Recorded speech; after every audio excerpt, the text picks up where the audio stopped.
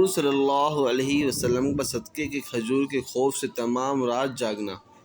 السلام علیکم دوستو، خیریت سے ہیں؟ طبیعت صحیح ہے؟ امید کرتا ہوں سب خیریت و آفت سے ہوں گے انشاءاللہ۔ جیسا کہ آپ سب کو پتہ ہے، فضائل اعمال میں سے حکایت صحابہ کا باب چہارم پڑھ رہے ہیں۔ بہت سارے واقعات، بہت ساری ویڈیوز آ چکی ہیں، آپ سب وہ جا کے دیکھ لیجئے تاکہ ہم سب کو پتہ چل سکے کہ صحابہ کی زندگی اور آپ صلی اللہ علیہ وسلم کی زندگی کس طرح گزری۔ تو شروع کرتے ہیں۔ بسم اللہ الرحمن الرحیم۔ ایک مرتبہ نبی اکرم صلی اللہ علیہ وسلم تمام رات جاگتے رہے اور کروٹیں بدلتے رہے۔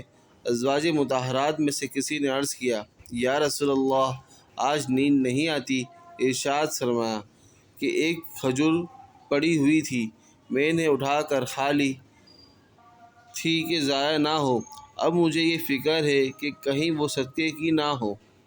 فائدے میں شیخ لکھتے ہیں، اقرب یہی ہے کہ وہ حضور صلی اللہ علیہ وسلم کی اپنی ہی ہوگی، مگر چونکہ صدقے کا مال بھی حضور صلی اللہ علیہ وسلم کے ہاں آتا تھا، اس شعبے کی وجہ سے نبی اکرم صلی اللہ علیہ وسلم کو رات بھر نیند نہ آئی کہ خدا نہ خواستہ وہ صدقے کی ہو اور اس صورت میں صدقے کا مال کھایا گیا ہو۔ یہ تو آقا کا حال ہے کہ محض شعبے پر رات بھر کروٹیں بدلیں اور نیند نہیں آئی۔ اب غلاموں کا حال دیکھو کہ رشوت، سود، چوری، ڈاکہ، ہر قسم کا ناجائز مال کس سرخوری سے کھاتے ہیں اور ناز سے اپنے کو غلام محمد شمار کرتے ہیں۔ بس بھائیوں، دوستوں، بزرگوں، ایک یہ ہمارے حضور اکرم صلی اللہ علیہ وسلم کا حال ہے، ایک ہمارا حال ہے جسے آخری میں حضرت شیخ نے لکھا ہوا ہے۔ اللہ ہم سب کی حفاظت فرمائے۔